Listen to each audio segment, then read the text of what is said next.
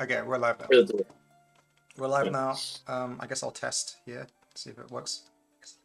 Yeah, okay, we're good. Nice. Welcome, welcome, welcome, welcome. All who are not in the chat, which is just us, but that's fine. Welcome to Adderstone Games, the officially renamed website. Is that right? Adderstone Games. No? I don't know what you're talking about. Wait, no. What did you rename something recently? Was it the Facebook? Oh yeah, the You Facebook renamed page changed from Legends of Avallen to Adderstone Games. Yeah. Sorry, the officially renamed Facebook page. I'm Kurt. This is Darren. What's We up? come here every Thursday to Mhm. talk about role-playing games that we're designing, occasionally about other role-playing games, often about nonsense and fantasy and so on. So, how you doing? How was your week, Darren? That was a good introduction.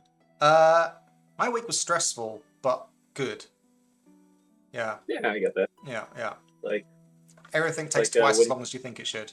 And yeah. that's true. Like, Darren, how old is the universe? You're a physicist. How old is the universe? Oh, dude, don't ask me that. I've forgotten. I used to know. Dude, one of the exams I enjoyed most, which might say something about me because I do enjoy exams sometimes. It was a course I took for cosmology, and Ooh. we had multiple choice questions. There weren't questions that were multiple choice. We had a multiple choice in questions that we could answer in the exam. So it's like, do you choose this path, or do you choose this path, or this path? And Right. one of the paths was write an essay in like 40 minutes, the exam time, about the beginning of the universe. Oh, that's And I was pretty like, good. yep, that's sweet. I'm going to nail this. And so that's what I chose. And that was just so much fun. And yes, I did nail it. But the point of that story is that, yes, I did once know. And now I do not recall. Well, I was gonna say that whatever answer you said, Yeah. it's probably twice as long. Yeah, Twice as. it's probably wrong by a factor of 2. Yeah, but let's put a pin in the question of cosmology, and also because I think later in the stream we're gonna talk about world building and so on. Okay, And we can Mr. Segue. Yeah, nice. But I said put a pin in it. Yeah, it's good. It's good.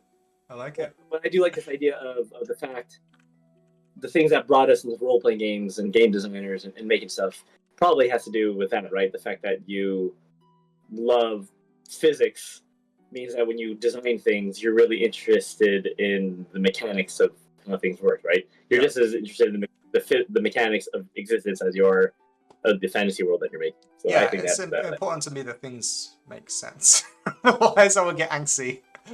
And I think I'm a related but separate thing where I'm brought into it because I really love like culture and evocative, like these kind of stories and narratives and so on. Which you do too, of course. Like everyone loves narratives. Yeah, I was a big history nerd when I was a kid.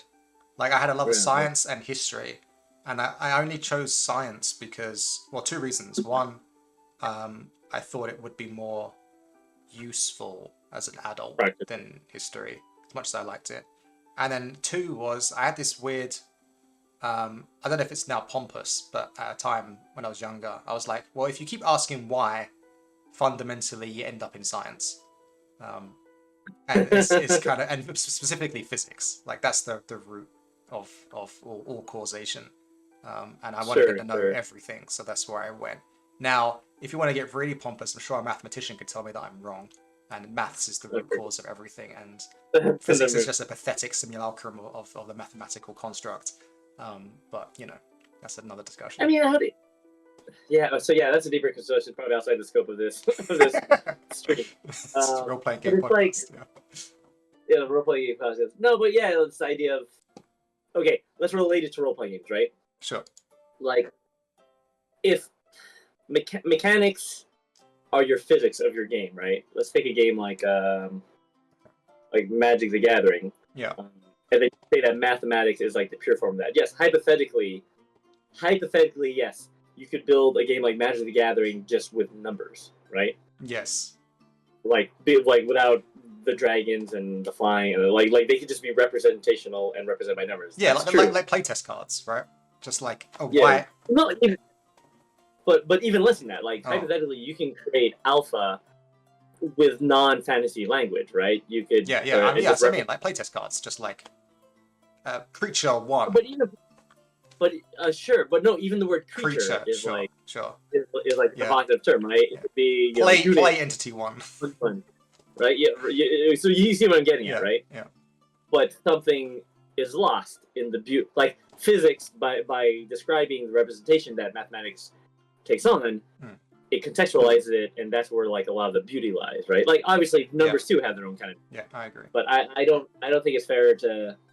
I think it's a misstep as people to try to argue for the purity of something when it's really the sort of aggregate is where beauty emerges from. Right? Yeah. I mean, that's something we talk about in science a lot as well. Is like, where's the divide between biology, chemistry, and physics? And there's a term that we see, which is emergent properties. It's like how quantum mechanics, for example, doesn't affect us in everyday life.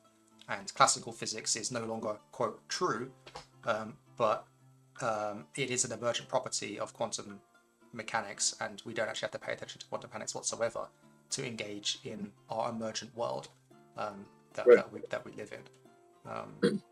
So yeah, there's different scales, there's different tiers to the granularity of your analysis.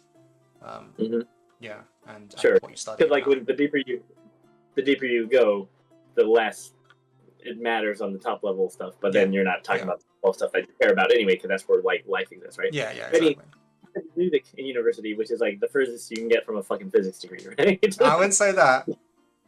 No, but okay, that's not true. But see, you're right. Yeah. That's not, I mean, when people think of a bachelor's in music, they think of it as the opposite of what you were doing when you got your fucking degree. But you've got sound engineering and you've got waveforms, right? No, I mean, I'm talking about just like music, even just like music in itself, where you're talking about the granularity of it.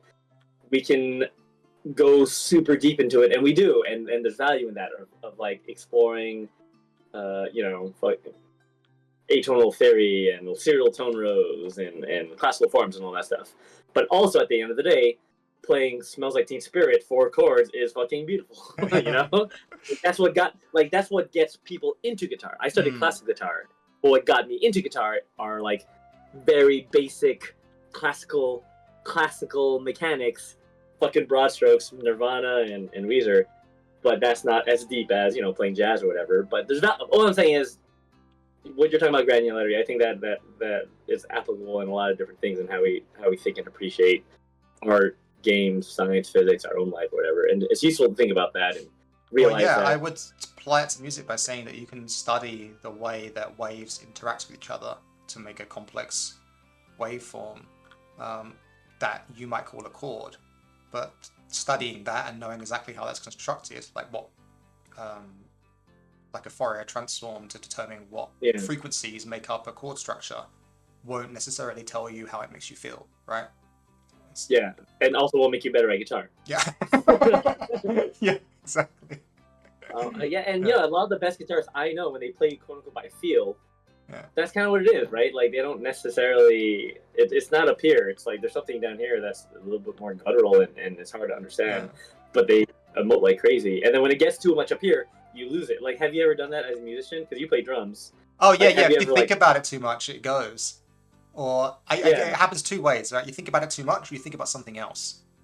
And I think that's the same thing happening, which is that your brain is moving on to a different topic, taking you out of the zone. Like last night, I had band practice, and I was playing a song that I know very well because we've been playing it for years. And we got to a section, and I was like, "Oh yeah, remember this part is coming up. Don't screw up this part. Don't screw up that." I screwed it up. And I was like, well, how did you screw it up if you're thinking about it? But I think it's because I was thinking about it ahead of time. You were in the moment. You were thinking with like your conscious mind and not feeling it with like your subconscious mind. In a way, to say again, the fantasy world we're working in is kind of similar, right? You have like the mortal world, which is like what you see before you, and then you have the other world. Yeah, the ephemeral, like the aether. Spiritual. Yeah. I think this discussion we're having right now about granularity, the feeling of something being as important as the mechanics of something is obviously very relevant to what we're talking about later. But yeah, what was you about to say? No, it was. I mean, the idea that maybe that's where a lot of religiosity comes from, right? Oh, Because yeah. we have undeniable urge to explain the world around us, but we know there are things we don't know. We feel that there are things work in a certain way even if we don't see it with our eyes, right? Yeah. And that's why we come up with rationales, like especially before science. But they don't know, what particles and atoms are, or whatever. So you say something. Well, I think you're touching, when you say religion there, I think you're really hitting it from both sides and nailing it. Because, yeah, religion tries to detail in the granularity of reality and explain it away precisely in some ways that this is a theory of how the world works. But then it also very much touches into that feeling that you're talking about, where it's a higher level consciousness that makes you feel something that you might necessarily not be able to explain or even want to explain. It's the feeling itself that matters. It's all about like transcendence, being able to hear God when you pray, being able to feel God work through your life, that kind of thing. That's another level, and religion comes at it from both sides, and maybe that's why it's so compelling. Yeah. And then in our world, in the Legends of Avallen, there's the Ataraxians who are sort of takes off of the Romans, and they kind of reject the spiritual, like a huge chunk of spirituality, right, in favor of the rational mind. They reject. Not I mean it depends what you mean by spirituality, right? Because sometimes when we say spirituality in a modern sense, we think of like meditation and things like that. Well, they right? literally reject their gods. Yes, they literally reject the spiritual nature of the other world, but they don't reject what we might call spirituality today, which is like meditation, thoughtfulness, that kind of thing. Yeah, exactly. Yeah, despite it being sort of by their scientific standard, something that's demonstratable, that spirits and the other old things. Dude, it's world building is fun. Yeah, we can talk about this all later. I think so. It's cool. But it's it's a metaphor for the way we do that sometimes, right? Yeah. We often reject with our rational minds. Like I can't count on. I meet people so often who are like, oh, I like music, but I don't really like dancing, and whatever. That's me. I don't like dancing, but I love music. I love music. Yeah, okay. But what I'm contesting is that there's this sort of dancing is such a primordial thing. I didn't used to like dancing either. Yeah. I'm not good at dancing. But the reason we don't like dancing is because of this sort of conscious mind, like self-awareness, right? Yes. But the act of dancing and doing dancing is when not being conscious of it, is an expression of joy. Yeah. And it's wonderful. Yeah. But the problem is you're always worried that someone's fucking looking at you and judging you. Yeah, exactly. Yeah. Right? But that's a conscious mind thing. But the thing is, if it makes you feel good, then it's all good. Yeah, exactly. Yeah. See? Anyway. Also, can we put another pin in later? I want to talk about religion in Lord of the Rings, or thereby the lack of it, which I find really interesting. Write it down. I'll say that we should talk about cosmology and Tolkien, because we should definitely talk about Tolkien. Yeah. And we're not forgetting it, and his approach to world building, which I think kind of inspires us too, right? Yeah, I'm so excited about what we're going to talk about. I mean, I guess we've got a lot of pins and things. Well, okay. The first thing, so to go back to. Wait, should I write a message in chat so we don't forget everything? No, I was gonna say write it in. Oh yeah, bye Joey Muffin. No, just write it down somewhere. Okay, write it down somewhere. You can write it. I guess I can write it down in our stream thing. So what are we talking about? We're talking about granularity of physics / world truths, or world mechanics, I guess. Mechanics versus feelings of feeling the universe, quite literally. It's also it reminds you of top down versus bottom down, right? Yeah, like top down versus bottom down, and this is a discussion that we can have both in world and as world creators, right? As world authors. Then following that, religion in Tolkien, and then we can move on to Tolkien in general, or Tolkien's approach to world creation.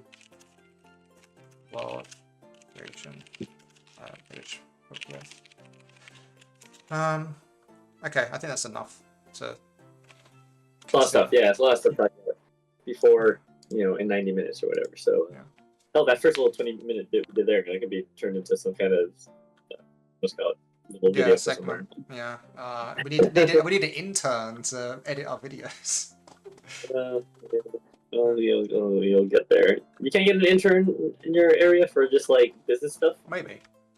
I might have an intern for art, right? So we'll see how that goes. Right. But we're gonna get busy hopefully in the next few months because we're talking about which we've talked about for the last 2 weeks. Yeah. Faeseeker's Guide to Avallen. Yeah. I like saying it as Avallen now. Now that I know that that's the way you can say it. Avallen, yeah. Yeah, it's cool. A Faeseeker's Guide to Avallen. So maybe you could share that. I don't know. Should we look at the thing? Yeah. Let's look at the thing. Let's do it. I'm going to switch screens. Let me get it up first. There it is, and then screen share. Here we go.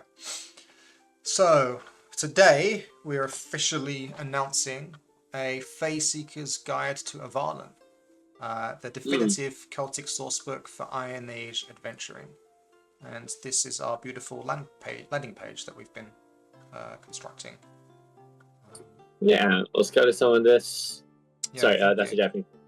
Thank you for the hard work. Yeah, it's a good effort. There's no Japanese, non-Japanese equivalent to discuss some of this, right? Yeah, well, in the UK would say good effort. Oh, good effort. Oh, I see what you mean. Yeah. Good effort seems good. Yeah. And sorry, I want to make sure I'm looking at it with you. Okay, cool. So, cool thing is the early bird reward, right? Which is I'm just scrolling away through, but yeah, we can go from the top down. Yeah. So yeah, early birds. I've always been up and down about whether to include early bird rewards or not, but I do like it because we do have a strong community that are already invested in our world. And it's fun to give them something, and it's a give and take, right? The reason why early bird rewards exist is that the early backers are doing you a favor, right? They're doing you a service by giving you momentum to your campaign. So you're both gaining something. The backers gaining something, and the backers are gaining something. So I like that. In our original Kickstarter for Legends of Avallen, we gave discounts as early birds. In Against the Fairy Queen, we didn't do anything for early bird, and this time we're giving away a mini instead, so you're actually getting something, which hopefully is exciting. And it is, of course, a mini of the warrior that features on our gorgeous front cover artwork, which looks awesome. I guess I can zoom in. Yeah. Do you think so there people who back the more earlier backers, you'll get an STL file as well as a resin. Yeah. It would actually be a physical print resin mini that will be delivered to you with your pledge. Yeah. Right. When did you start playing role playing games? You started playing role playing games in 2000. Quite late, yeah. I played. Yeah, I remember when I was a kid. Yeah. All my Dragon magazines, all the figures were made of lead, or at least half of them were made of lead. So yeah, when I was a kid, it was all metal. It was all metal. It wasn't lead. There was a lot of metal stuff, and they've. What kind of metal? I don't know. It was like a grey silver metal. Obviously, it wasn't silver. I don't know what Games Workshop used. Almost certainly pewter, right? That sounds right. But maybe someone in chat knows what is sold. Pewter is 99%. Consisting of tin, antimony, and copper, and bismuth. So yeah. So those are throwbacks. So, but what do they make them now? Like, would they be? What would it be? What would this be? Do you know yet? Just I don't know the technical chemical name for it, but it's a resin plastic. Yeah. So resin. Oh, interesting. Yeah. I mean that makes sense. It's probably cheaper. I'm sure. Well, let's not talk about how cheap it is, Kurt. Let's talk about how amazing it is. Oh, well, no. I'm talking about the industry in general, right? Because we don't need to talk about the industry in general. We're talking about Faeseeker's Guide to Avallen. It's fine. Point is, when you pledge for one of the bundles that come with selections of add-ons or other books, you will get this mini thrown in for free and delivered to you. Otherwise, for people that come after early birds, the mini will be available at a cost. I forget how much exactly. But yeah, we're throwing that in, and I love it. It matches the artwork. I like it when minis do that. It's just cool. Yeah. Are you gonna have your friend paint it? I'm sure. Yes, for sure. Well, it's a bit of an issue because, as you'll see later on, we have a lot of minis in this campaign. So I'm sure he'll paint them all eventually. Yeah, but yeah, definitely. Sure. We'll keep it rolling. Show us what else you got. Yeah, so what do we got here? So Get Lost in the Misty Isles of Clans, Fae, and Gods. True. This is a setting guide, source book for our Celtic world of Avallen. It is made for our game, Legends of Avallen, which is a card-based Iron Age fantasy game, but it's also compatible with 5th edition. Should we pin it? Like, can we pin that in the chat? Like, just a link to the Faeseeker's page? Oh yeah, sure. Yeah. I have no idea how, if I'm honest. I'll work on that. I'll try it. Cool. Yeah, come up there. Yeah, I'll give it a shot. Also, can you move your camera up slightly? Your head's often cut off. It's hard. It's a night. Oh, okay. I mean, I can move it up if you want instead sometime, but that'll be next stream kind of thing. Yeah, sure. Anyway, so yeah, coming soon to Kickstarter. Yeah, that's good. Then we have sign up, of course. When you sign up to be notified about our launch, you will receive 3 PDF adventures set in our world immediately. They'll come to you. Ooh, it's now pinned in the chat. In your mailbox. Oh, nice. So now whenever people come to the stream, they'll know where to go for the book, for the page we're talking about. Okay, so sorry. What's in our book? In the mountains, swamps, and forests, queens and kings rule from grand earthen forts, whilst ominous wodestones ward passage from another world. So we're introducing character origins to Legends of Avallen and adopting the same new system in D&D 5.5 for the 5e compatibility of it, where you'll get to choose your clan as your origin, which will give you a unique power, starting power, which we didn't have in Legends of Avallen originally. In our game originally, you chose your clan, but it was more of a flavor backstory thing that kind of informed your character, but it didn't actually give you real powers in the game. So I'm excited to add that to our system, where it actually has some impact in that, yes, you're Pen Levy, which means you're good at this, you're Pen Drake, which means you're good at that. What do you think about that, Kurt? I mean, I think it's desirable and great. I also think it's something where, like, the reason we take it on race, like, if you play the other game, 5e or whatever, in traditional Dungeons & Dragons, you don't become an elf or dwarf. Some people become an elf or dwarf because they love the flavor, but just as often, they become because they want the buff, right? And I feel like there's players that don't want to be human just because it feels too vanilla. Yeah. And I'm hoping that by offering this, these are like 5 human tribes with like different angles to them, that it's useful for people who like playing, this kind of Celtic person whose origin is from like a Celtic style tribe, and they get even playing field as a human kind of thing. And you know what's great as well is that for the new edition of 5th edition for D&D, the human like default abilities, they gain an extra origin feature, which means there's literally space in the game for people to choose our Celtic clan origins as part of their character creation, and customize their character based on that.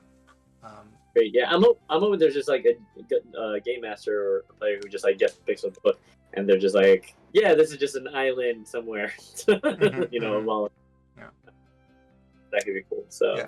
And I'm also super excited for our character creation tables, which is just like loads of cultural information about the clan. It's kind of like congested into like single tables that allow you to randomly or choose backstory elements and things about your character, like the way they look, the way they act, the way they behave, the names, what tribe they're from, that kind of thing.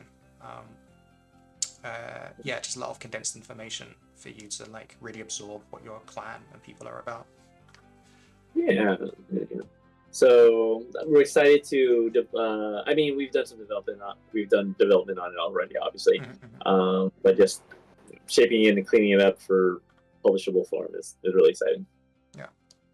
And then risk it all to become a Faeseeker. Most warriors are content to dedicate their life and deeds to their clan, but it said that true heroes pledge their souls and glories to an Avallen, the revered gods of the fairy courts. So yeah, this is a new system that we're adding into Avallen and D20 5th edition, and that is gaining favor with your chosen fairy court, enacting the will, offering gifts, vanquishing their foes, and then you make some kind of tribute to gain a Fey Pact. And that Fey Pact will grant you powers that's tied to your god and your fairy court, but if you abuse those powers, you'll be subject to fairy tricks, which will be random punishments, I guess, but some of them are kind of boons in a way that are revealed from like a tarot deck draw. Sure. Yeah. Whimsical drawbacks. Whimsical drawbacks, yes. Or setbacks, or whatever. Setbacks, maybe setbacks. Setbacks, yeah.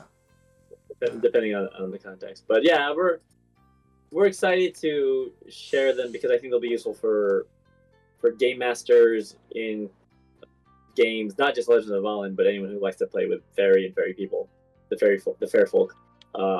It'll be a fun resource to bring to the table. But also you can gain power. You'll be able to power up your character, and this will be sort of a potential, what do you call it, setback for abusing your powers. Yeah, it just the whole system. I'm hoping. Well, I'm not hoping. I think it will definitely lead to just lots of interesting storytelling moments, right? Like it's up to the player character to find ways to gain favor with their fairy court, which then pushes them into directions of making decisions of pursuing certain outcomes and goals to help achieve that. It gives the game master prompts to include ideas inside the storytellings and quests to give those opportunities, or perhaps give opportunities for where they might go against the god's favor, like tough choices, moral dilemmas, that kind of thing. And then once you have the powers as well, you have to maintain them. And then there's always the choices as well, like do I use the power in this situation, but then gain the ire of my god and be subject to a fairy trick, or do I choose not to do that? And then once you have your fairy tricks, how do you play around them? Like if you have blue butterflies following your head for the rest of the day, that's a minor whimsical fairy trick, but it has implications, right? One, if you meet someone, it lets them know that something weird's happening to you. They might not want to interact. It makes hiding more difficult as well. Just a little thing like that can change the way that you play the game, which is just exciting, adding variety and things like that. Yeah. And we should keep in mind that magic and fairies and all this stuff are real, and magicians and so on do exist. But at the common level, it is very much how we in a folkloric way, how commoners would, it's not like Forgotten Realms where magic's like around every corner. Like everyone believes in magic, everyone knows about magic. Yeah. But if there's a lot of people that'll give you a wide berth if you're like have a bunch of fucking blue. Yeah, I think that's a key difference to highlight is that in the Forgotten Realms, or at least literally in the rules of D&D, magic can't go wrong, right? You cast a spell and it happens, and so it's very reliable, which then can make it commonplace. But in Avallen, magic is inherently risky. It's dangerous, and that means that using it outside of a skilled practitioner isn't advisable. So people tend to avoid it. They'd rather avoid it. Plus, the Fae themselves are obviously mischievous and capricious, and so it's all to be avoidable, really. Yeah, but the players are not your average. Yeah, exactly. That's what makes them heroes and adventurers, because they take those risks, right? To venture out into the world and try to master magic and the Fae and the other world. That's where the excitement and the drama is, right? Exactly. So, and we'll talk. Of course, we'll talk about that stuff too, and the and the fleshing out of the world is really exciting, because obviously we've written a lot of works too about the world and the people and the clans, but this is going to be the most in-depth we've gone on all of this stuff, right? In the world building, which I'm really excited to get into. Yeah, definitely. Okay. Yeah. Next section: Wield the law of a legendary land. So, endless stories recount the fair folk's beguiling and capricious zeal in fulfilling their sacred duties, often at the expense of foolish mortals in their service. So for the game masters, we're going to have, like Kurt just said, a section in the book delineating this is player section, this is game master section, and the game master section is going to be full of lore, secrets, higher level characters like kings and queens and royal courtesans and archfey, and their motivations, what secrets they're hiding. They're all kind of result in quest leads, and then also some specific designed adventure sites that we'll be including.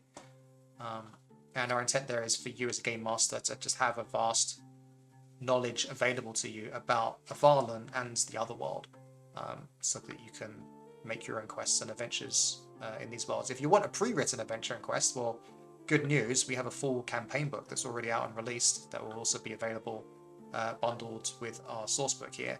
But that's not what this book is. This book is more for you to make your own stuff using the deep lore about all the clans and the fairy courts that we'll be including. Mm-hmm. Yeah, 100%. And yeah, I guess we just have to. Yeah, I'd be curious if no, this is an off-stream conversation about adventures and stretch goals and stuff like that. Okay, sure, yeah. People are clamoring for that stuff, and that could be. It's not out of the question, but it's not something that we can talk openly about. Well, I'll tell you what I can talk about now is that, so we have all the lore and things like that, but we also have like the standard stuff that you might expect from a source book. So magical artifacts, and a bestiary as well, of course. And in fact, when you sign up to our mailing list, there is a secret hidden in the email that if you find will reveal at least one magical artifact for you to take a look at. Yeah, with new art and everything. And quite fun. Try to find it. Find the boobach. Find the secret. Find the secret. And how can you look at that email, Darren? By going onto this page that is currently linked at the top of the chat, pinned. That's adderstonegames.co.uk/Faeseekers, and then sign up on our mailing list here. And that will give you access to our launch when it happens. So you can get that free mini early bird reward, and it will also give you 3 adventures set in Avallen immediately, PDFs that are compatible with Legends of Avallen and with 5th edition. And in that email you can also find a little secret if you look hard enough. Yeah, and and there's more of our minis. Look at this stuff; it's awesome. Oh yeah, the mini splash, right? Yeah. So the mini represent was it 5 of the Fae and 5 of the clans? The Valley. The clans. Yeah. I'll call you now if the campaign makes more than £800,000, then we will commission a male and female version for each of the male Valaks. Wait, can we say that? No, we can't say that. Maybe. Maybe. Yeah. If people are clamoring for it, sure. Clamoring for it. Hell, for £800,000, I'll commission a miniature of myself without my shirt on, but like with a huge. That's what the people want. Yeah. But what we got going here? So we got the main book, the source book. That's what we're announcing today. The Faeseeker's Guide to Avallen. Then we also have a companion book, which will be one of our famed art books. We make an art book for all our projects that include all the concept art and all the commentary behind the work that we're working on, talking about where the lore comes from, which we'll be talking about later, like what makes our world Celtic. And then we also have our previous entries that will be available in bundles as well, which include Legends of Avallen, which is our original Celtic Iron Age role-playing game about humble townsfolk rising up into legend through the power of creativity and teamwork. And it's a card-based system. And then we have our epic campaign book, which just released, which is huge. It's like 350 pages, 15-part adventure, takes you all across Avallen, and that is made for Legends of Avallen, but it's also compatible with 5th edition. And so all of this will be available, plus more to be announced, like the Fairy Tarot deck that we're still working on for mock-ups and design, plus some other treats and goodies as well. Yeah, that'll be fun stuff. I think the tarot deck that we've been talking about, we're really excited about as well. Yeah. For the thing, a mock-up of that bad boy. Yeah, or because bad. we have a history of making excellent decks of cards, right? Like I have our previous one here. With nice foiling and all Yeah, can I that get some stuff. cards out quickly just to show off? Yeah. Right. Very, yeah, very nice. Yeah. Just take us to a casino. Yeah, I know, right? You know, just try to sell them to. Dude, you just try to sell them to. Do you know anything about Las Vegas? I mean, I know it exists and there's casinos there. What else is there to know? Oh, that they have Camelot, which is like Excalibur, which is like a medieval themed old school Vegas hotel. Oh no, I did not know that. So you're saying I should try? Yeah. We should like reskin the box, redo the box, and just redo it as Excalibur and have all the art be like fantasy. Yeah. And have them sell it in their gift shops as premium decks. So I don't know. Yeah, I'm down. Once we're This big is up enough. sure. Yeah. Or they're willing to. I mean, they got Vegas money, so who knows? But yeah, exciting stuff. And then you should be seeing these links at a social media ad near you. Yeah. Yeah, exactly. Yeah. So, good stuff. Anything else to say about this page? Anything else you wanna mention? Delvin? No, just that. Yeah, we're excited to. This book's been a year in the making already, and that this is kind of what people have been asking for. Like as soon as we created Avallen in Legends of Avallen, people wanted to know more about the world, and of course the core rulebook has a section for the game master that includes lore, but it's only one section of the book, and there's only so much space for that kind of thing. And people were asking for a source book, then I stubbornly made a campaign book instead, because that's what I wanted to do. I wanted to make a campaign book. I wanted to tell a story. And so that's what we did, and now we're finally making that source book. And this feels like the trifecta to me. This is like now they're going to be the complete package of Legends of Avallen. This is a rule book, campaign book, and a source book. A complete guide to the world, a complete campaign to play in the world, and a complete rule book to play in the world. Are there any other products that we should be doing, Kurt? Isn't that everything? There's like rulebook, campaign book, and source book, right? That's the trifecta, no? Yeah. I'm trying to think back to other things I like. I think the other thing you could do in our world, hypothetically, Legends of Anwin, and basically make a campaign book for people that want to play as the Fae. Sure, but that's another campaign book, right? So that's that's like a whole other thing. Yeah. And then also books for other areas, which we are very serious about doing. Is that right? Yeah. All right. But so should we move on then to discuss about? Let's go back to the top.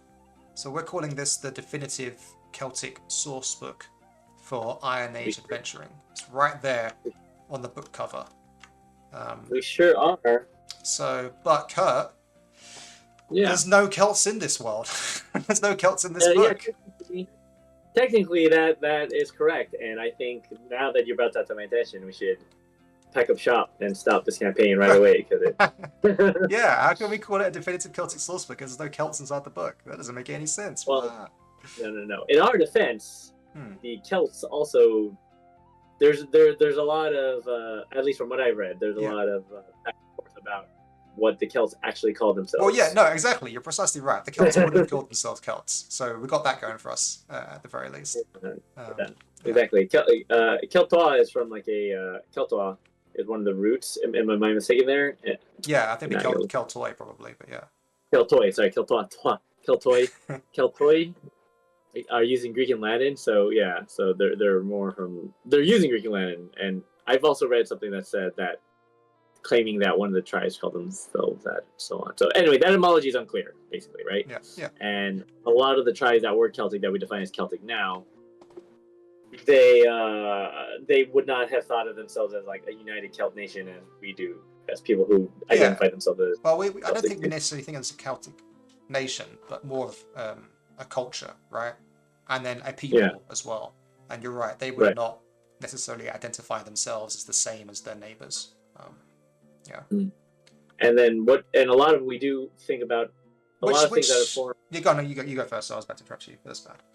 Oh well, a lot of and correct me if I'm wrong, but I think a lot of the stuff that informed our view of Celtic culture is from post-Christian stuff, and like especially the Celtic revival, the Celtic Twilight of like the 19th and 20th centuries, right, where artists and stuff. Well, I'd say it's two sources. You're right. One is that post-Christian reflection upon original Celtic tales that are native to the land, and the other source is the Romans at the time. But which is what I was about to mention, was that we often think of the Celts as a unified kind of people and culture, but that's because the Romans put that label upon them, because the Romans were a unified people and culture. Well, they weren't really, because the Roman Empire was vast, there's different peoples inside it, but they still ascribed the name Roman to everyone that's inside that inside their empire, right? And so they kind of put that same perspective, that very modern perspective that we still have, onto the Celts. And because I mean, I was about to say the victors often write history, but also the Romans literally wrote history, and the Celts literally didn't write history. So we only have the Romans to go off. If the Celts had won, I think we wouldn't have any history at all about them, because they probably would have destroyed everything the Romans wrote down. And there's like this irony, right? Because like what you're saying, the Romans are the victors. A lot of what we know about the Romans was written about the Celts is through one of their greatest enemies, Julius Caesar. Yes, right? Yeah, exactly. Yeah, we have Julius Caesar's. Essentially, it's kind of really cool. It's essentially his diary about his conquest through Germany and then into Britain. But he wrote this diary knowing that it would be copied and sent out amongst the masses in Rome. So he wrote it as a propaganda piece to exalt himself and his armies and control the narrative about what his conquests were doing in Germany amongst the Celts. So it's very, very to be taken with a pinch, a whole helping of salt, really. Yeah. It's basically a bunch of Twitter posts in his favor. Yeah. And I'm not gonna say X. Fuck that. But yeah, he's and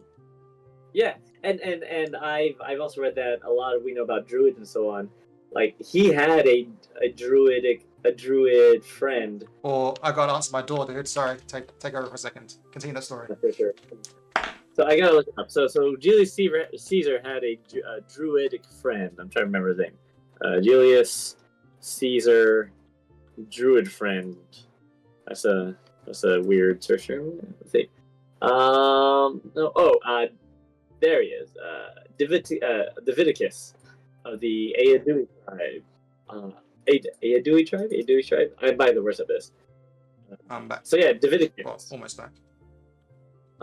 So Davidicus was a druid of the Aedui tribe who lived in Gaul during the 1st century BC. And he is the only druid from antiquity whose existence is attested by name. Cool. So what is his name? How do you spell it? I'll put it up on stream. I'll post it up in the stream here. Here it is. Yeah, Vaciacus or Divitiacus. How would you say that? Let me see. Terrible at pronunciation. How do you know? Divitiacus. Yeah. Divitiacus. Yeah. He appeared as a special druid unit in the 2003 game Praetorians. Nice. So yeah, that's interesting, right? And we talk a lot about so that's why it's interesting for us to write in the space, because Darren lives in Wales, and a lot of this stuff, and a lot of the stuff about folklore of the Celts and the Britons and so on has fundamentally shaped modern fantasy, because they're just part of our language, but we still know so little about them. And even now when we're writing about this stuff, part of the reason why Darren delved into this is there are not a lot of games and media set in Iron Age Wales, right? Yeah. So like, I mean, everyone knows what a bard is. Everyone knows what a druid is. They're in all of our fantasy games, but there's so little of authentic historical folklore culture in these games. It's just the legend. You go on, sorry. No, sorry, you go. Well, even like dragons, right? Yeah, things like the that. symbol of Wales, yeah. And despite being contemporaneous with one of, like, when we say Romans, right? Like, which is an irony culture, contemporaries of Celtic culture, it's very evocative for people, right? Everyone knows a Celtic, what a gladiator looks like and what a senator looks like, right? Yes, but exactly. But when you say, you talk about Iron Age tribes, I feel like, for me at least, before I started working on this project, it was very fundamental. Almost like I felt, even though I know intellectually they're in the same time period, they feel like they could be different time period, right? Because one's like barbaric from the point of view of the Roman. I mean, one, at least to me, one feels a lot more alien, and a lot more distant rather. And I think it's a cultural thing as well. Like, our modern culture is obviously far closer to Roman culture than it is to traditional Celtic culture. At least if you live in a city, in a modern city. I mean, I guess talking for Britain, like if you grow up in rural Wales, and you're part of a local choir, and you go to things like the Eisteddfod, then obviously you have a closer connection to your Celtic past than I do growing up in East England. Sure. Yeah. I really want to go to that, by the way. Closer. Sorry, what? I really want to go to the Eisteddfod. Yeah, I want to go as well, dude. It happened to us locally, and I always miss it. It's like, I need like a sign-up mailing list for the Eisteddfod. I should go look for it, because it happens. I don't know when it happens exactly, but it's always going on, and I always miss it. There was a notice in the train station the other day saying, if you're going to the Eisteddfod, bear this in mind. I was like, what? The Eisteddfod's happening? But I'm too damn busy to check it out. Yeah. So, and it's also the what do you call it? It's also completely, the competition's like in Welsh, right? So it's like a bardic. It's basically, if you don't know what Eisteddfod is, it's the Welsh competition, and they have like bardic and poetry, spoken word competitions, right? Yeah, it's the original rap battles. Yeah, that's right. So I would like to witness one day. That'd be fun. Yeah. I just admire it from afar, as most people who don't live where you are would do, I guess. All right, so shall we get to it then? Shall we talk about why we're calling our book the Definitive Celtic Sourcebook, even though there aren't any Celts in it? Yes, I would like to talk about that. So, what are my thoughts on that initially? The first, obviously, there's the first point that you raised, that the Celts wouldn't have called themselves Celts. That's our actually response. But what's really happening here is that we haven't used the word Celt and any specific tribe names or any exact historical figures, because we don't want to replicate history and real life exactly. And there's two reasons for that. One, we don't want ourselves and our game masters, storytellers, to be constrained by the reality of history and what's written on a Wikipedia page or an encyclopedia, and having to check things to make sure they're entirely accurate, which is some of the burdens that you get with working in a specifically historical setting. And two, we want magic, right? we want magic, we want fantasy, we want the Fae, we want dragons. This is a fantasy role-playing game, and magic was not real, at least as far as I know it. And I want magic in the way that we thought magic worked, which was the pin we talked about before, right? Which is, it was like a way of viewing the world and the way it works, and it's everyone believed in magic and they knew it existed. It's just a question of who could channel it and be a conduit for its power and so on. Yeah. So allowing you to role play in a world that replicates is definitive, because we do our reading. We do reading on history and stories, and we're trying to faithfully bring a lot of these feelings, of authentic Celtic, Welsh Celtic culture to your gaming table, right? in a way that makes sense. But we just have to kind of change the names so that, like Darren said, you don't feel like the warrior queen has to suffer the end that the real life counterpart suffered. Right? And Kurt's obviously speaking about Boudica. Yeah. Yeah. Right. Yeah, we want people to have freedoms to play in this world, and we want freedom to make our own ideas within it and represent multiple ideas about what people think the Celts were or might be, so that you can play into all those fantasies and spaces and explore them in a world, again, that's not beholden exactly to history. So yes, technically we don't have Celts, but we do have everything you might think about the Celts and everything you might not know about the Celts yet as well. Because we're doing a lot of research and reading, we're introducing ideas. I mean, that's one of my motivations about starting this whole project to begin with 5 years ago, was I was making a role-playing game that I wanted to make that started from humble beginnings as a shepherd or a blacksmith, and then growing into legendom together with your friends. That was my motivation, that's what I was making, but I had to make a world for it. And I realised that I was living in Wales, and there's this Welsh history and culture, specifically Celtic, that I wasn't seeing represented in media or in games. And I thought, well, I'm going to explore that and see what I learn.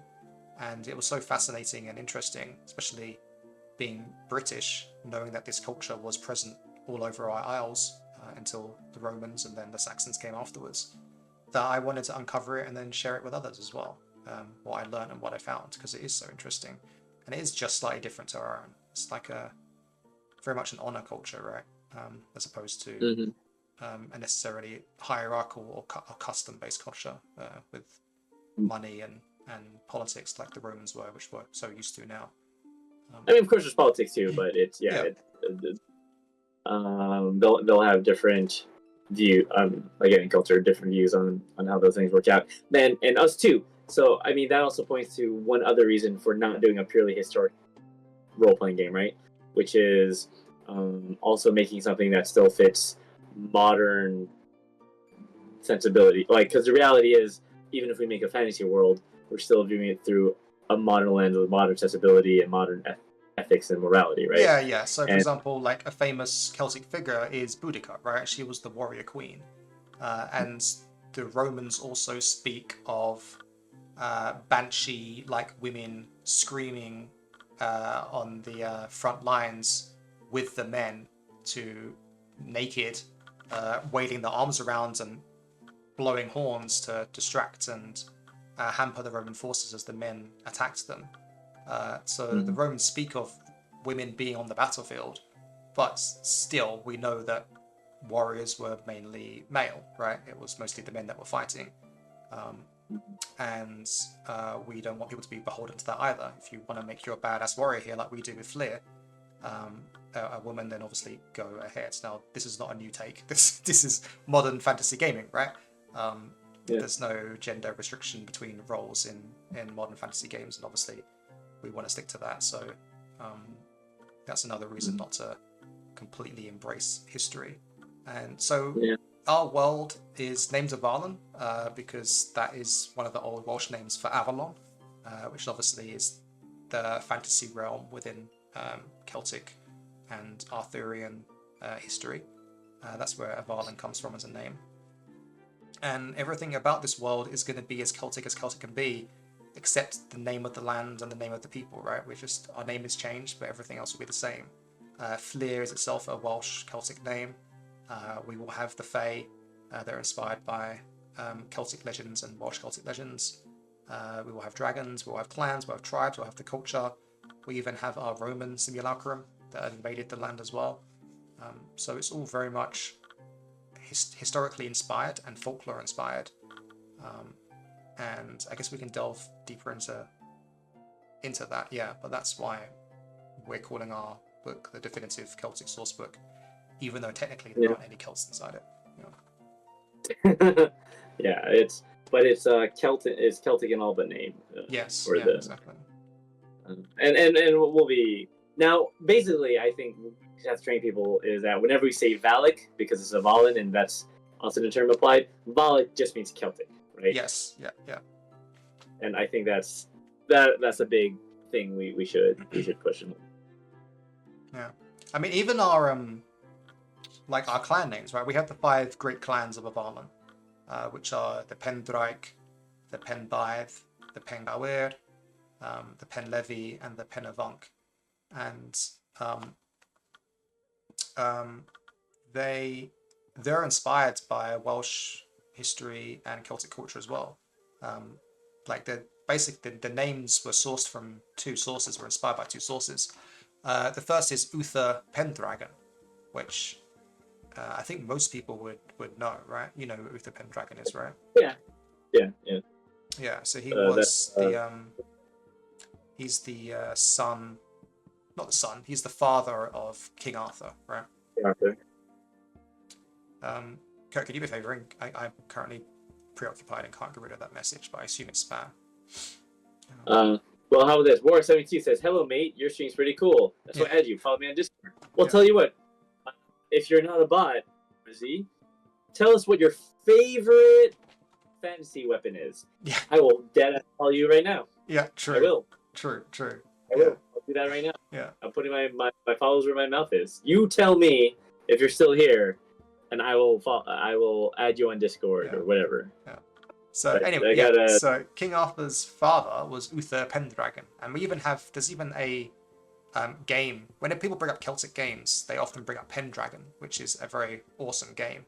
But Pendragon's kind of like Arthurian, Knights of the Round Table, medieval kind of legend. It's less so Celtic, more Arthurian. It's definitely not Iron Age. And the name Pendragon. Go on, sorry. Oh yeah, and I think that's a really interesting point you bring up, which is that the legends of Arthur do come from Welsh, the Mabinogion, right? Yeah. Welsh Celtic fantasy. But a lot of what we feel about or know about Arthur or our conception of Arthur comes from like Mallory, right? It's like French romance, right? Yeah. I got it right here. Yeah, it's like post-Christian Thomas Mallory. French romance. Yeah. This is a good volume, by the way. This is a fun volume. I don't think I've read this, but every name, can you see that, is in like fancy script. Oh, cool. So you might appreciate that. Anyway, the point is, everyone knows the name Pendragon, but what does it mean, Kurt? What does Pendragon mean? It means a dragon who is kept in a pen. No. So pen is Welsh. Pen means head. King. Oh, head. Yeah. Wait, is it interchangeable with king? Kind of. I mean, literally it means head. So there's a lot of locations near here, like Pennybont, which, well, there's another etymology. So Bont means bridge, and it has the same root as pont, which is pontificate, which means to bridge between people. And that's where we get like priest language from as well. It comes from an old word for priest, like the pontiff and things like that. Anyway, Pennybont means head of the bridge. It's a location. It usually means like hill or things like that, or the head, like before a forest. Anyway, point is, pen means head or top of, and so in the context of geography, often it means a hill or something before something. But in the context of politics, it means the chief, the someone who's in charge of, the top of something, literally the head.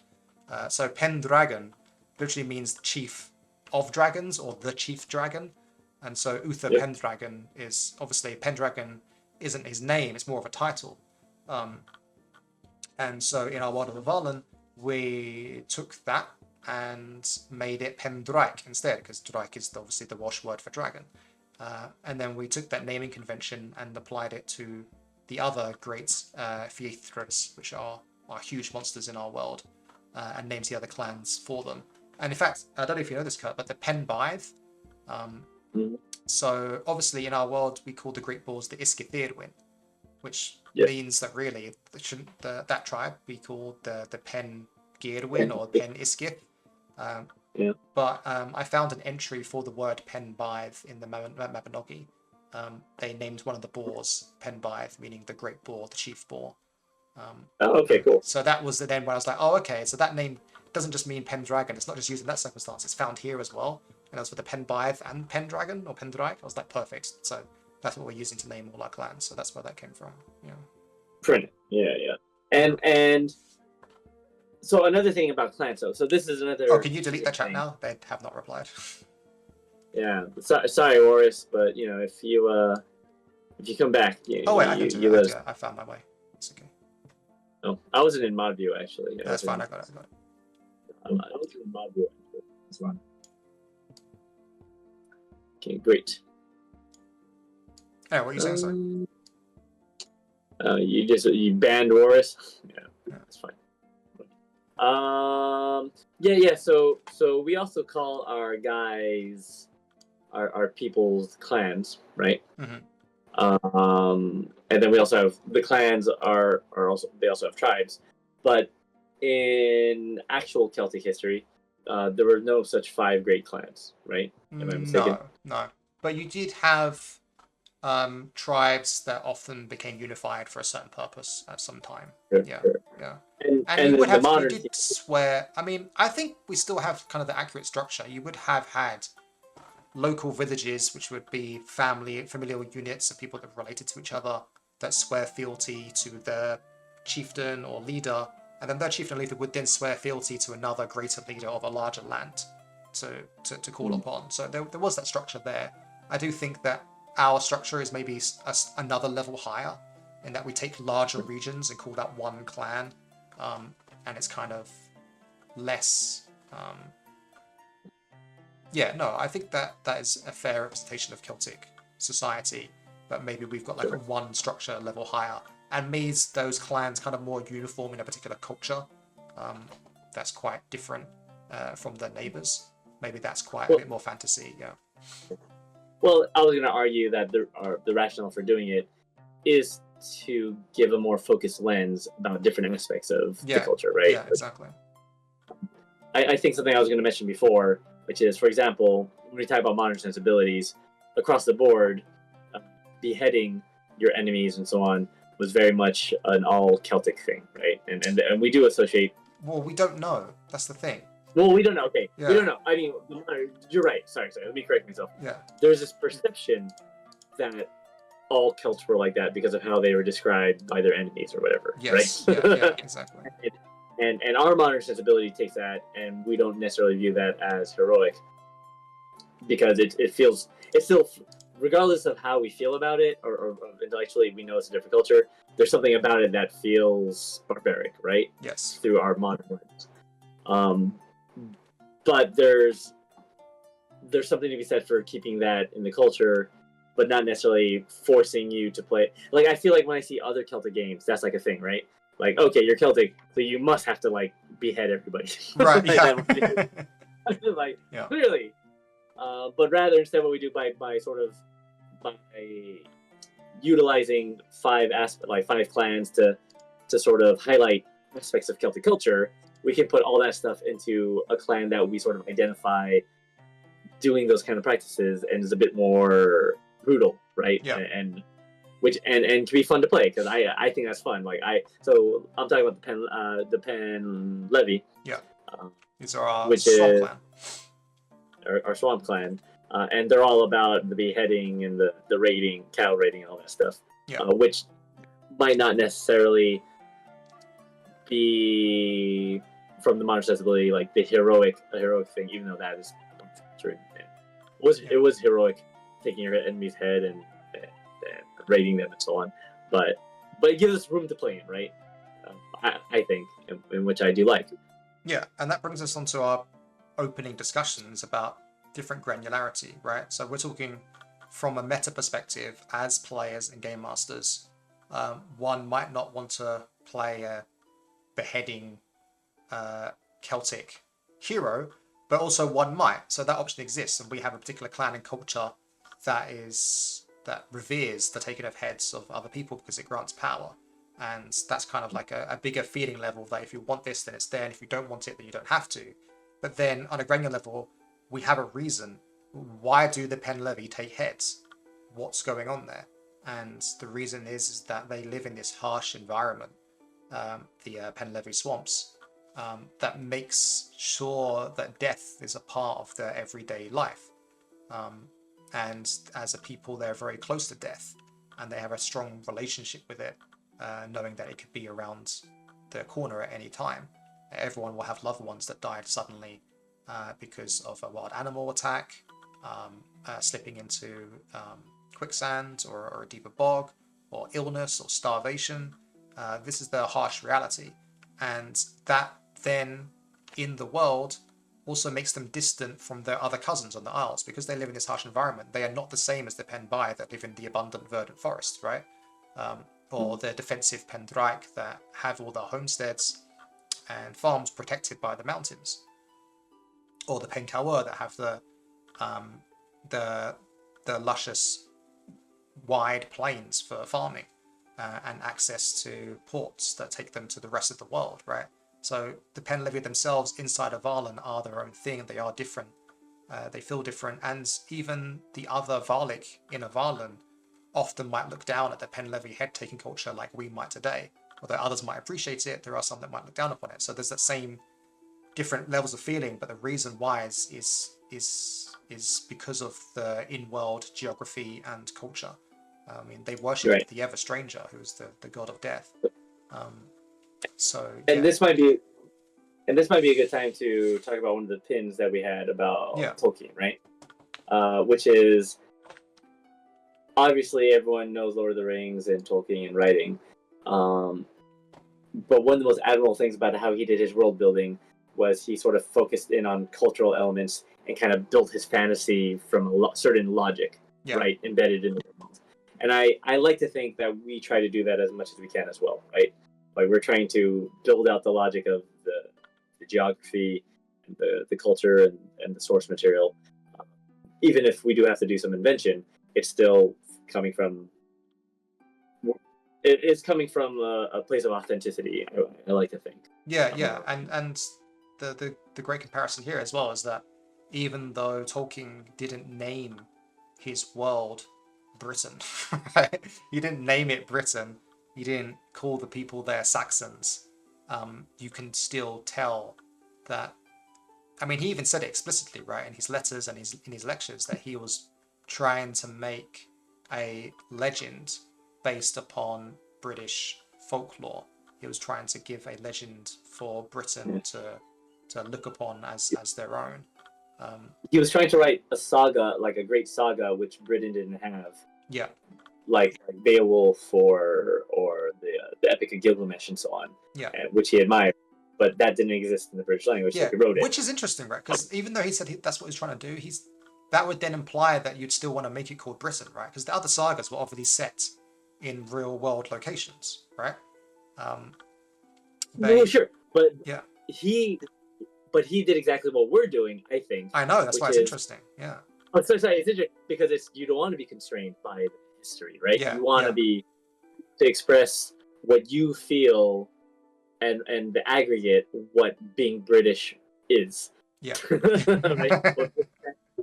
What British fantasy is. And that's what good fiction does. Yeah. Good fiction doesn't tell you this is how it's supposed to be. Good fiction creates a space and allows you to feel it and be a part of it and empathize with it. And that's more important than what the author's telling you, what it makes you feel. But that brings us back to this opening topic again of granularity versus feeling, whereas, like, yes, great fantasy makes you feel something, but it all has to make sense, otherwise it could take you out of the world, right? And that's where the granular details come in. It's like, well, why does that work exactly how that works? Oh, because of this. And then you get drawn in even further and embrace it even further. Yeah. And I'm going to have a hot take here. Here's Kurt's hot take. Kurt's hot take, give it to me. I feel like fantasy is popular now, and it kind of has a renaissance, but people aren't fucking critical enough of shitty fantasy. Oh god, here we go. Oh no, because what I mean is, like, sometimes you'll see a fantasy thing that people like love, and it feels like a Xerox of a Xerox of a Xerox. Sure. Yeah. And okay, and maybe people shit on me for this. Anime is very guilty of this. There's like great anime. There's great anime fantasy, and then there's like shitty anime fantasy where it's like clearly it was written by a guy that only watches anime about fantasy, and like, you know, it's like they're so removed from the source material. Whereas if you look at the source of like fantasy, obviously Japan has its own rich like fantasy tradition, but when you look at fantasy RPGs, original fantasy RPGs were inspired by Dungeons and Dragons, right? Which were also in turn inspired by Tolkien, right? which is great. All that stuff's great, and there's a lot of creativity. But sometimes, like, I'll come across something where it's clearly someone whose only experience with fantasy is from watching fantasy anime about other fantasy anime, and it just feels like it's only the tropes, and it rings so hollow and it's so saccharine, and it's just like annoying. That's my hot take: is people need to shit on shitty fantasy more. Okay.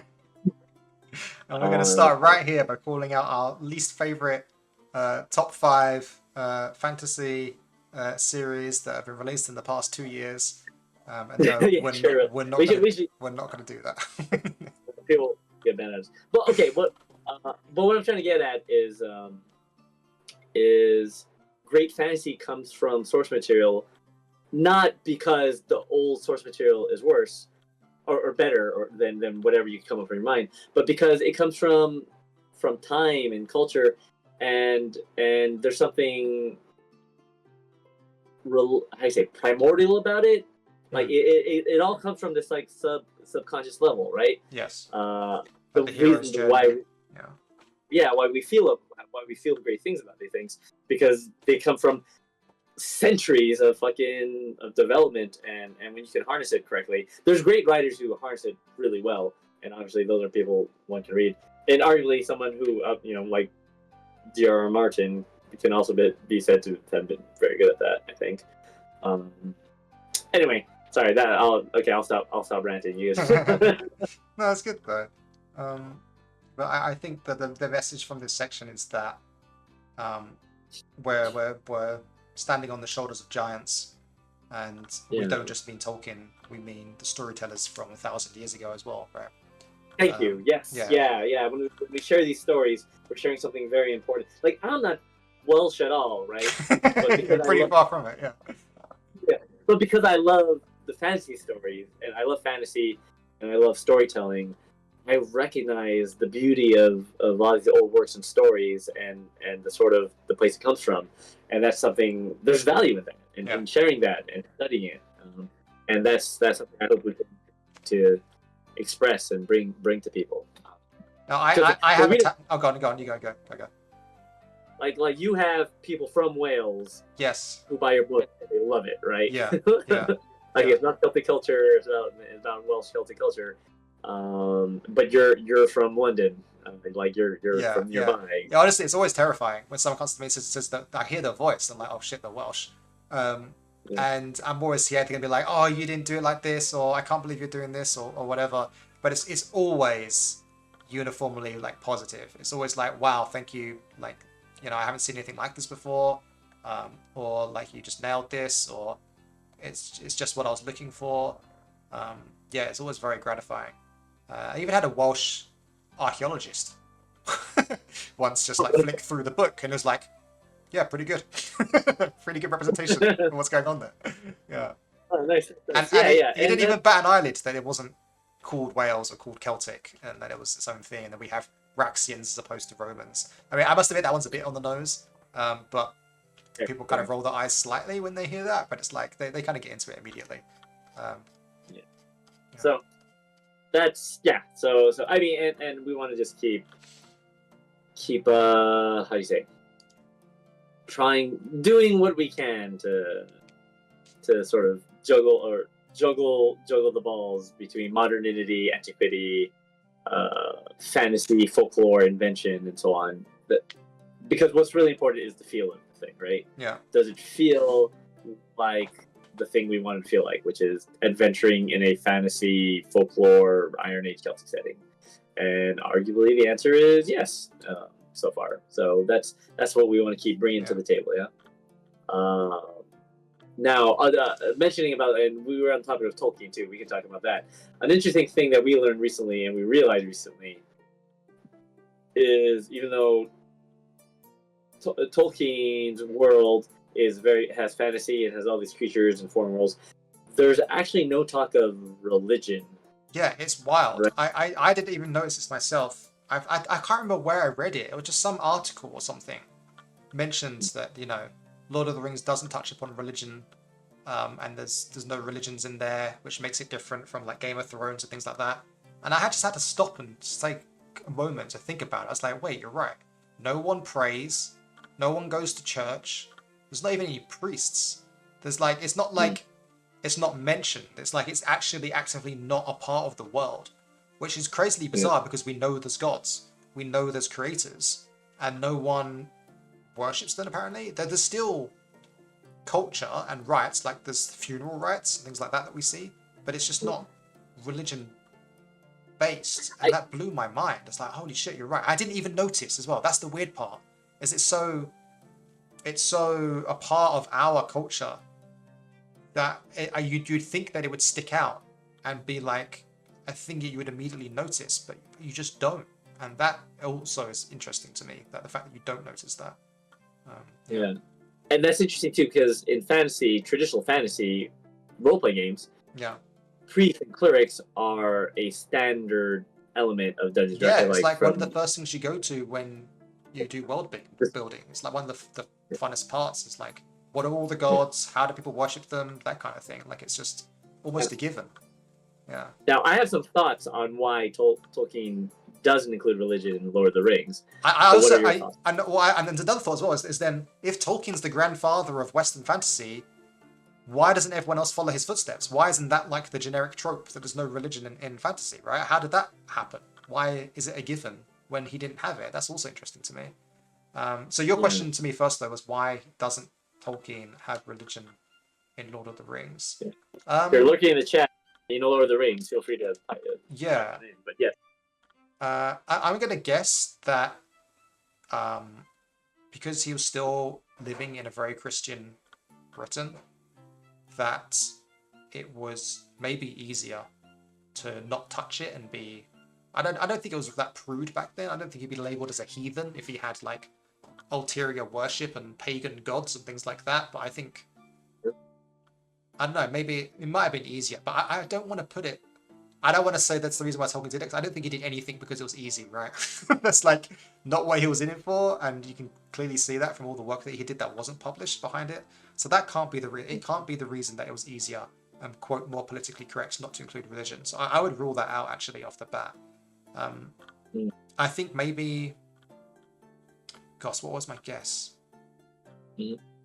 I would think that maybe he didn't want the conflict to come from religious differences and things like that. He wanted I think it has to be something to do with the storytelling and where the conflict comes from. I think it's my guess. I wish we could ask him. I wish there was an interview that asked him about that, but I don't think there is. Do you have thoughts? I think it's a combination of two sensibilities. Yeah. One being that Tolkien famously hated allegories. Sure. Like he didn't. So he didn't want Lord of the Rings to be an allegory, right? Like he didn't want Frodo to be a Jesus figure. He wanted Frodo to be part of the story because he had a love for language and for it to sort of have a logic to the world. So he didn't want it to be representational of something else, right? And he still got critiques for that. People critiquing more, basically saying that Mordor and the orcs were like Russians in the Cold War, right? Post World War II and stuff like that. Yeah. And the ring is like the atom bomb and things like that. Yeah. Yeah, exactly. But he hated that. He hated allegory. So, but if you were to put religion in, that creates a different question of how to handle allegory. Is it an allegorical story? And one of his best friends, who he often fought with, was C.S. Lewis. Yes, C.S. Lewis, who was famous for allegory in what do you call it? The what's this called? What's the world? Narnia, the Narnia series, right? Sure. Yeah.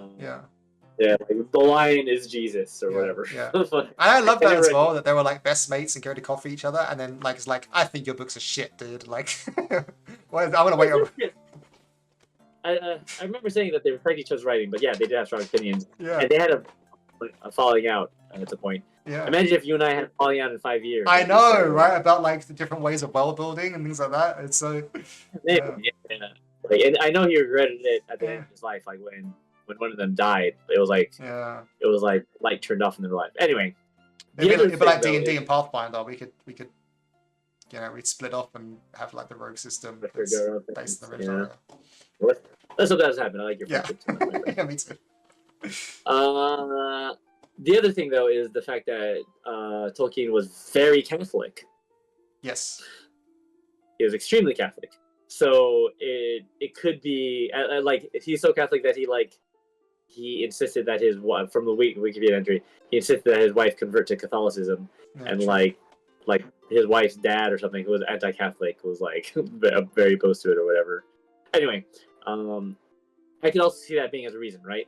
Because if you're writing this world, just if you're Catholic and all that stuff, just like leave it out because you don't want to. So you actually put my first option on the table that it was because of like religious / political reasons and modern takes and things like that. Like he doesn't want to put figures. I think it's a combination of those two things, of like both hating allegory and not wanting to have it be representational of anything else, and come from the place that he really wanted to write from, which is his love of languages and culture.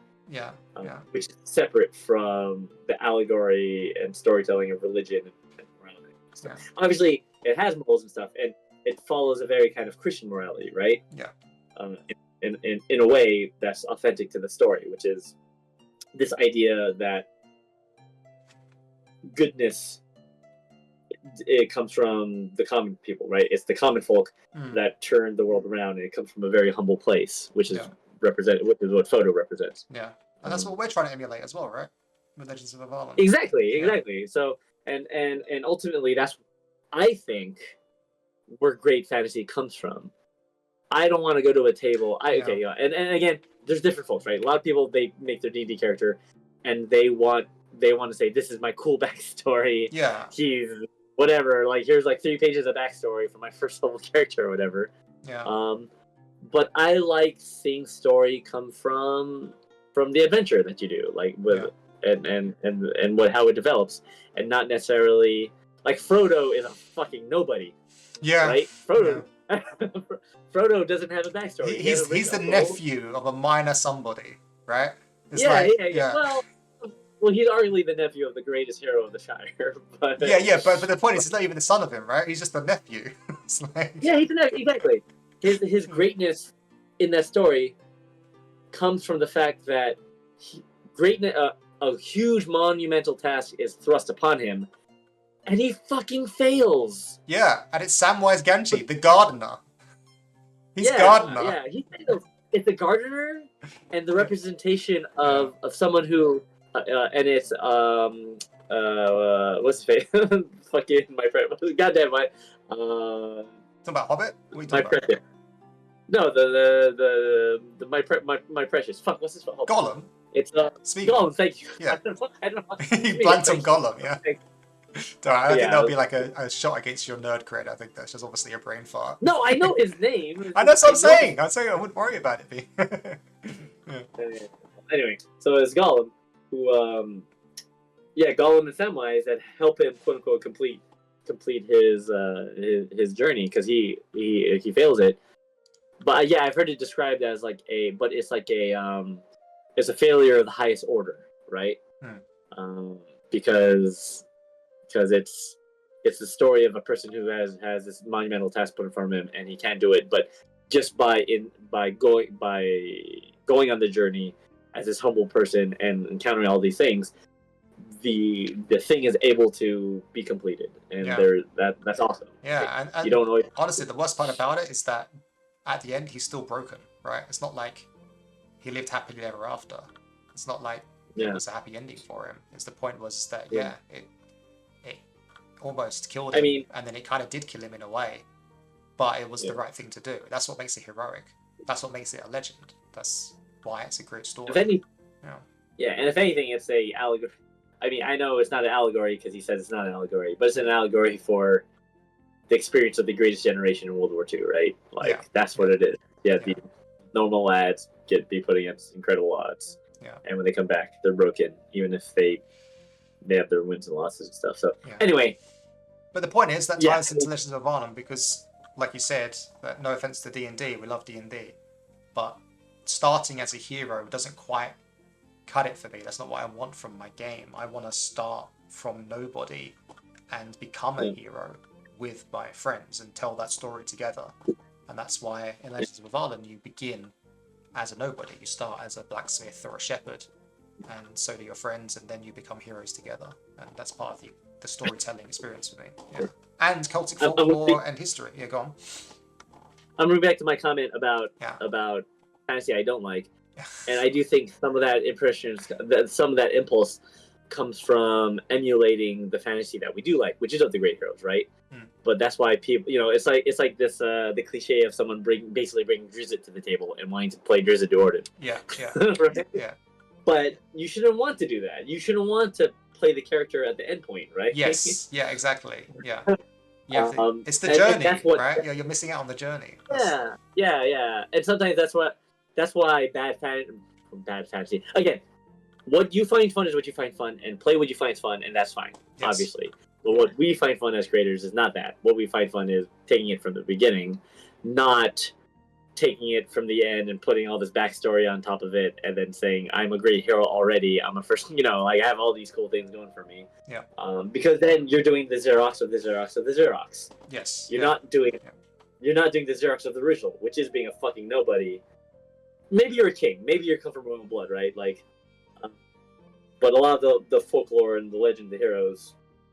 I know. But even if you are a king, it's still like Aragorn, right? He's still a nobody. He's still a nobody. I'll just correct myself. Because there's an argument to be made about how, too, in the ancient folklore, like, heroes are just heroes, right? Like, fucking Hercules is just a hero. But even then, he starts as nobody, doesn't he? Like, he's still... No, he's like half... No, he's half god. He's half god. Like, but he's not at a point of ascension. He's not treated as a god or a half god, right? He's given an... Well, okay. He still has to earn it. But no? Well, sort of. Like, the way we view her... Okay, so I know this because I've been teaching Greek myth all week. Right? Yeah, tell me, because I haven't touched it for a while, so maybe you know yeah, so, like, Hercules, and again, correct me later on in comments if I'm wrong, but, like, Hercules is a half god, and he's destined for greatness. Yes. And he's already just, like, a hero. He's already strong, right? He's a fucking god.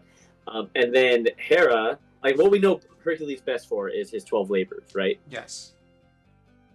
And why does he have to do the 12 labors? Because that's how he becomes something more. No. He does the 12 labors because Hera is jealous of him because he's the son of Zeus. Yeah. And he drives him mad and he murders his own family. What? Hercules murders his own family?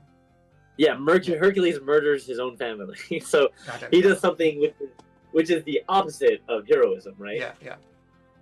But it's still a hero story. He's still our hero. Yeah. So, but the thing that makes him heroic, I guess, is that he seeks redemption. Yeah, even though he wasn't the author of those actions, he still goes through literal hell to redeem himself, right? Yeah. So but the point I'm making is that the story doesn't work and isn't interesting if it's only interesting because he starts down here, right? Yeah. Like, he's brought down by Hera and then has to bring his back up. I mean, I guess you're right. He's still not a nobody. He's still a demigod. Yeah. He's given impossible tasks. Yes. So, the oracle sends him, says he can redeem himself. He goes to his cousin, King whatever. I can't even say his name. King Hercules. You know what? It's so funny. That's the same. It's the same story in the Mabinogi, in the Welsh Celtic Mabinogi folklore that we used for they could be Eurystheus. So he goes to King Eurystheus, and it could be related, right? Because like these places come from. Do you know what King Cousin, the Welsh tale he goes to for help? He has a cousin who's a king, and he goes to get help for him to achieve impossible tasks. Is that the first one? Yeah. It's King Arthur. King. Oh, it's Arthur. Yeah. He's cousins with King Arthur, and he has impossible tasks to do, and he goes to King Arthur to ask for help. Isn't that interesting? It's the same story structure. Yeah. Although this King Eurystheus is getting help from Hera, who suggests that he does like 10 impossible things. And then but he does them because he's Hercules and he's already a fucking hero. Yeah. So, but also in the Welsh, like the tasks are set by a supernatural being, by a giant. Yeah. Okay. Oh yeah, that's right. I Yeah. remember that. So Yeah. King Arthur goes with the cousin to the giant to have a chat, and then So the tasks are revealed. Yeah. so there is an argument to be made that that point of view is a very modern way of looking at it, because I think from an old point of view, heroes are like heroes, and they're just sort of set as heroes, arguably. Yeah. But this idea of humble beginnings Yeah. That's fair, actually. Yeah. may come from Tolkien, Yeah. Yeah. Maybe. because like when he writes his story, he wanted to write an epic, but like Gilgamesh and Beowulf and heroes like these, they're all, and you know, the Greek heroes like Hercules and so on, they're Theseus, they're already these fucking large in life figures by their birthright. Yeah. Which is assigned to them because that's how common people felt, right? Like no one's gonna care about someone if they're not fucking half god, you know. But I think Tolkien had this understanding that one, that's bullshit because there's no such thing as an actual human half god, right? And probably what actually happened with these great heroes is they were just people that did awesome things, and then we assign divinity to them after, right? Or we create these divine stories because people won't listen to you otherwise.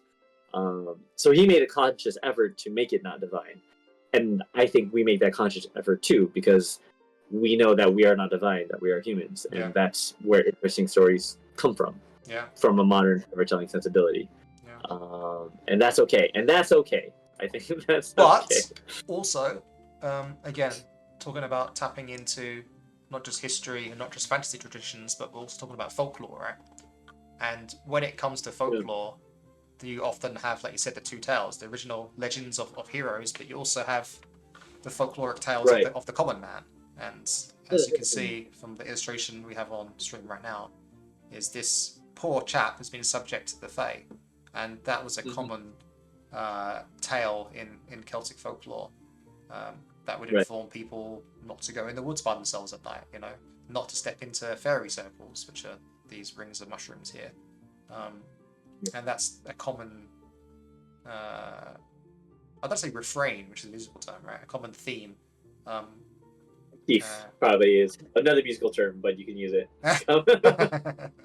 Yeah, a common theme that runs in Celtic folklore and tales is the plight of the common man against the wonders of the other world and the supernatural. And so, of course, we're tapping into that as well. And so you need the humble person to make that possible. Yeah. Although what's funny about that is I like this thread in a lot of stories about the humble person sort of, once they kind of get in touch with the other world and they get used to it, they get too comfortable with it and they fuck it up. Yes. That's always like... Yes, yeah. But that's the difference between a hero and non-hero, right? Yeah. The hero does their best to not fuck it up and sort of live up to the promise of the gift, the boons that they're given from the fairy world and so on. Yeah. I think there was that interesting one stream. Sorry. Oh, sorry, no, I was just talking about that story. I think it's from the Mando again about the is it a prince? I'm not sure if he's a prince or he's a common person, but he basically like takes the place of like this Oberon type character. Yeah. He's a local king, local chief, and he's a local chief. All right. He goes hunting and spies these ethereal, otherworldly deer, and he's like, oh crap, I want to kill that, put that on my table, look awesome. And then he goes to hunt it, and then there's the king of the other worlds, Avallen, and he kind of stops and says, hey, you're hunting my game there, bucko. And he's like, oh, sorry, didn't mean to offend.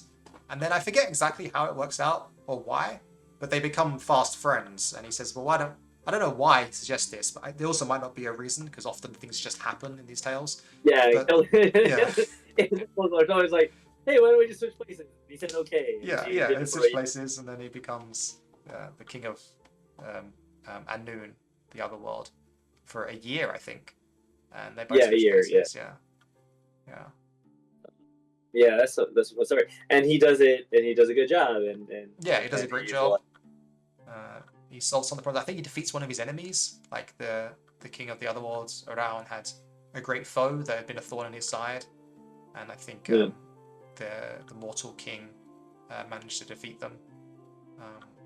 And the key test is that when when the otherworldly king comes back home, he greets his wife, and he kisses her, and she looks at him in shock and surprise and says, "Why do you kiss me such?" And he's like, "Well, because I love you, of course." And she said, "But you've been so cold to me for the past year. You haven't touched me either. Like, what's been wrong with you?" And he's like, "Ah, nice. My bro didn't, screw my wife." And he's like, "Big respect." Yeah. Yeah. One of the things we want to do in the Faeseeker guide too is to bring some of these stories in a way that's usable in the game, right? Because there's a difference between a story that's fun to tell and a story that's usable as an adventure book and so on. Mm-hmm. But yeah, these are looking for stories like these and that we can bring to the forefront. But yeah, like taking that tale and making it you switch with members of the Fae Court, right? And you have to act like Fae. Yeah. I mean, that just sounds like a fun quest, right? Yeah, exactly. And also this idea of like, there's a lot of historically, there's some gods that we know, right? But there's a lot we don't know either. Like, we know some gods just from like a single inscription or a single note. Yeah, it's really hard. But I think one of the cosmology things that I'd like to talk about, and maybe we can talk about it on the stream, like, we obviously have the everyone, like the major gods, right? Yeah. But we've established in our world that these fairies are basically demigods once they hit a certain level, right? And Aegir was kind of I guess they're kind of demigods, like saints as well would be a good comparison. Yeah, saints, demigods, whatever you want. Yeah, whatever you call it, minor gods. Mm-hmm.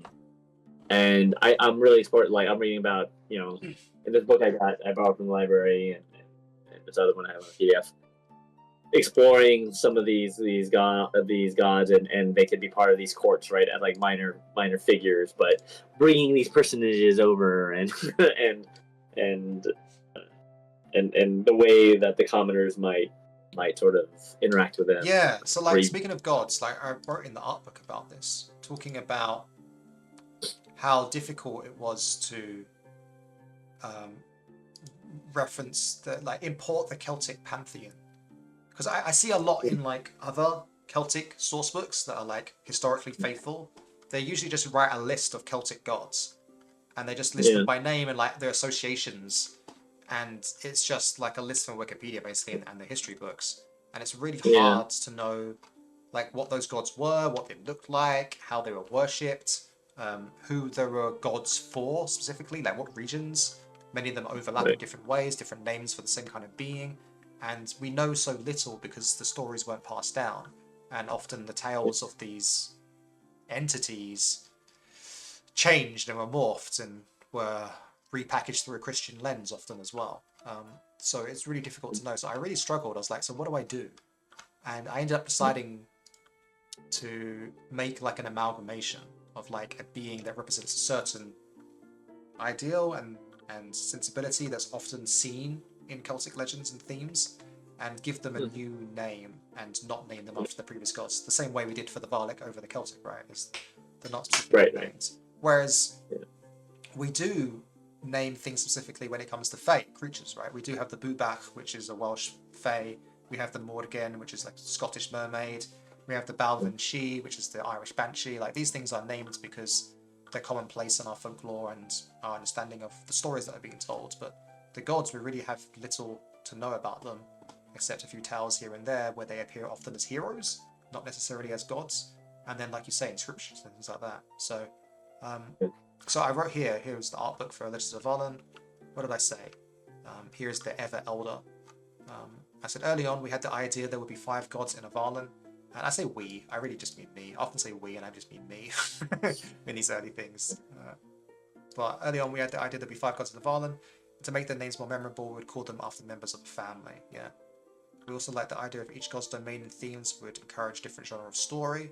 So the Ever Elder deals in knowledge, secrets, and the unfathomable, which leans towards the genre of Lovecraftian or cosmic horror, which then came to fruition in the campaign book, right? With the Penavunk Isles being the horror-themed adventure.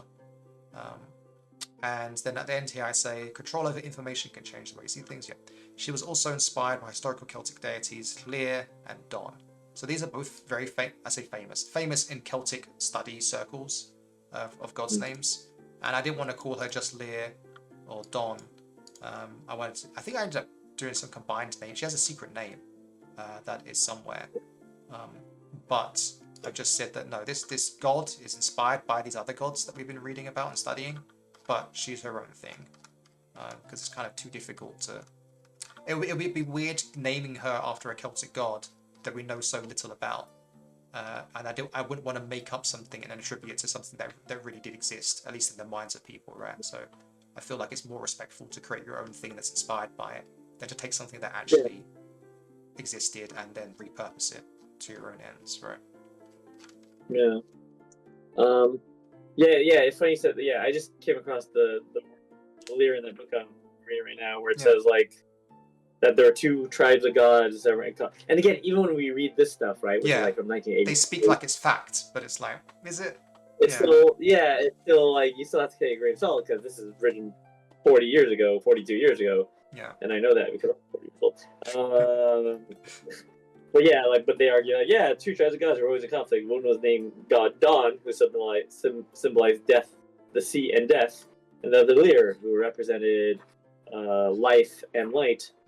So like even in this book, they're giving the portfolios the opposite of life and light is sea and death. It's like, but to our modern sensibility, that doesn't like make a lot of sense, right? In terms of how you divvy up the portfolio. Yeah. Like either you're the student of the sea or you're a student of light. But yeah. So it's tricky, right? Because it's down. No, it says that in Britain, the center of the liar cult comes out from, like, how do you say Leicester? Leicester. How do you say that city name? Leicester. Leicester. Thank you. Yeah, Leicester. Yeah. So have you come across these other deities as well? So we have the Everchild, was inspired by Amathion, Nissian, and you ready for this? Gwilion. Yeah. You're gonna love this one. Another puzzle is Ceranos, the horned god, who's depicted on the Gunderstrup cauldron. With or yoga position surrounded by animals. That's the cauldron that you saw recently, right? Yeah. So that's a fun one. So you're saying you can't just make all these people. Okay, if you were to take all these gods and make a god for each one, you would have no end of gods, and that's like a lot. Yeah. And fantasy campaigns have a lot, like Forgotten Realms have a lot of gods or whatever. Yeah. But practically, if you have to make it manageable, it's fine. Like you created 5 major gods that represent the portfolios that would often be seen. But I guess what I'm arguing is we have space with the fairy courts to have these other figures. Oh, yeah, 100%. Help. Yeah. Well, like we don't have a god of horses, but if we have, Attila Teague, who is known for being sort of almost worshipped for her role with horses, then she's arguably a minor goddess, right, or something. Hell, I don't mind naming her Epona. We could just fucking name her Epona. Yeah. And we kind of already established that the Fairy Queen, right? Like she was worshipped and prayed to by the Penbythe as a hunter and a warrior, when the goddess, the Evermother, is more of a pacifist. So precisely. So, and it's not something we have to create a strict symmetry for, right? Like, well, we discovered there was this Celtic god, so there must be a fairy that has this. No, that's not how it's going to work, right? Yeah. It's more like as we develop things, like seeing what are interesting stories to tell and bring to the forefront. I think I'm interested in doing. What's left on our little pins thing? We done. We kind of touched on granularity of physics world mechanics versus the feeling universe. Feeling the universe, we kind of touched on that. Top down versus bottom up, sort of. In world and as world authors, we kind of talked about that a little bit. And then religion, Tolkien's world creation, we did talk about that. So I guess, we're kind of ending here. We're at end time. We can always touch on the cosmology, but we could always say that for another stream as well. Well, we also didn't talk. We didn't. This is all implied too with this idea of top-down versus bottom-down design. Yeah. We didn't get too deeply into, but a lot of times when we're talking about, if you don't know what top-down and bottom-up, top-down, bottom-up design, right? The way I interpreted it, top-down is when you usually start with the flavor, evocative elements, and then try to build something out from there. And bottom-up is when you start with mechanical slash number type elements or pragmatic elements and build up from there. Yeah. Do you, that's the accepted definition of those terms? Yeah, I think so. Um, And Legends of Avallen started as a bottom-up, mechanically designed role-playing game, but then ended up with a top-down Celtic coating on top of it. Yeah. And both are important. I'm almost certainly more a top-down guy than a bottom-up guy, right? Yeah. I might say I love top-down design, but both are important because sometimes when you're because game design and design of anything is essentially trying to solve a problem, right? Yeah. And Where the the outcome is fun and entertainment, right? Essentially. Yeah.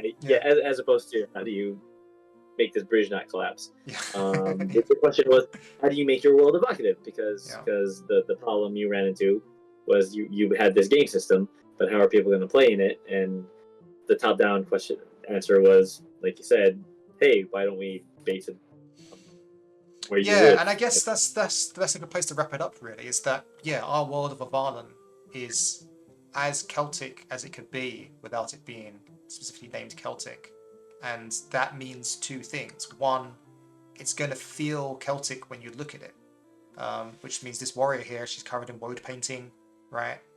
She has a head skull on her belt.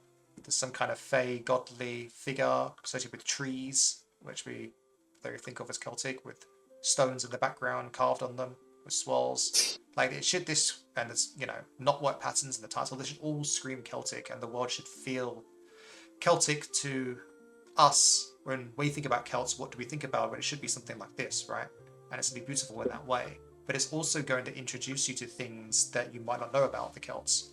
It's going to introduce you to culture, ideas, and concepts that you might not have learned or studied before. And it should be a deep dive that takes you to somewhere new, that lets you explore things you haven't explored before. And that's like my dream. That's my objective. That's what I think is fun. It's for people to see something that they want to embrace and jump into. And then by doing that, they discover more, right? Yep. Okay. All right, should we stop there then? Do you want to have a sign off? Yeah. Sure. We will see everyone next time. If we were. No, I meant like a final thought. Did you have a final thought to follow up on that? Oh, final thought. Yeah, final thought. Do you have a final thought before my final thought? That was my final thought. That's like our objective. That was your final thought. Okay, yeah. My final thought is all this stuff too about creating in these spaces. They come from. It's authentic because we are trying to honor the tradition of these stories, right? Mm-hmm. I think that's where a lot of authenticity comes from, and I'm really excited to share that with people. Even though I'm not Welsh, I'm not British, but you know what I mean. But I love this stuff. I do. I love reading about this stuff. I love learning about it. I love sort of reading about it and figuring out how to authentically bring it to a game system with Darren and that's a cool thing because that means that we're taking something old and making it new again for a different audience and get them interested in it. And who knows, of that audience, we'll take them, Like, and it propagates itself. That's what culture and stories do. It's a thread from time beyond what we remember that lives with us now and lives with us in the future. So that's my final thought. True. I love it. Good final thought. All right, then let's stop here, shall we? All right. We'll be here next Thursday, same Valak time, same Valak channel. Yep. And next Thursday we'll be working on some design stuff, I think. We'll be making something. Let's do it. Yeah. All right. We will see you later. Yeah, we'll see you later. Bye, everyone. I'll see you later. Yes.